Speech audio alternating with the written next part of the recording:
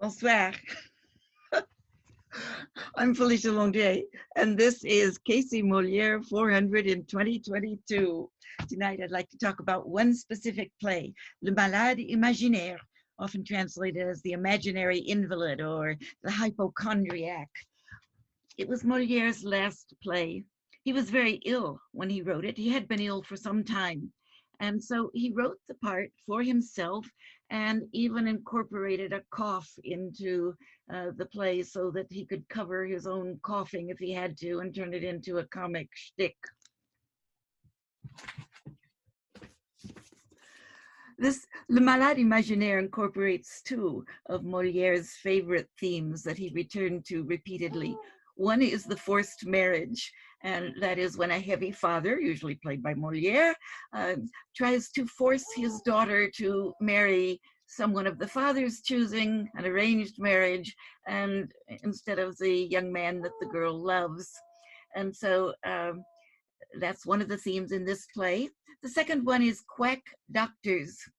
Doctors were a staple of medieval farce and commedia dell'arte, and so audiences just seemed to love it. And Molière was just using a tried and true device when he made fun of doctors who were often charlatans in the day. 17th century medicine was not particularly regulated, and so anyone could put on a black robe and spout some mock Latin or other nonsense, and there were enough gullible people to believe it and pay for their services and drink the magic potion, whatever it might have been. Even the most powerful person of all, Louis XIV, the Sun King, had his personal doctors who tried to keep him healthy, but inflicted some rather horrible remedies on him. He often was in serious pain, but it's amazing he survived to live as long as he did. But Molière's target was not doctors as such, as it was hypocrisy. He was mocked hypocrisy in philosophers, lawyers, religious, pretentious people, anyone. This little cover is from a young adult novel called Louise and Monsieur Molière, about the 8 or 10-year-old actress in the original production. This is Molière's only play in which he wrote a part for a child performer. Little Louison, the character in the play, is a clever child, and she plays dead so that her papa will stop beating her. And then later in the play, we have another mock death. So it's beautifully structured and arranged.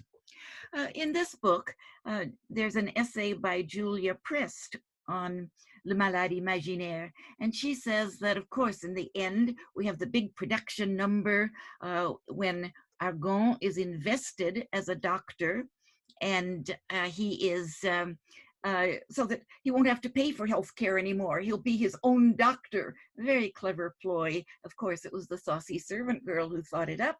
But it's a big production number where he is invested with a lot of mock Latin mumbo jumbo, singing, dancing, comedy. It's thoroughly entertaining, and it ties off the plot very neatly. But Julia Prest says there's more, because it's implicit in the way it's handled that we need to be reminded that the arts, and comedy in particular, are the cure for what ails us. Now, only one more thing I have to say about the Malade Imaginaire, probably this thing you all know about it, is that Molière died right after the fourth performance of the play in which he had played the hypochondriac. He had a seizure near the end of the performance, was carried off the stage, taken home in a carriage, and died in bed. But the chair in which he had been sitting in his final seizure in those performances has been preserved.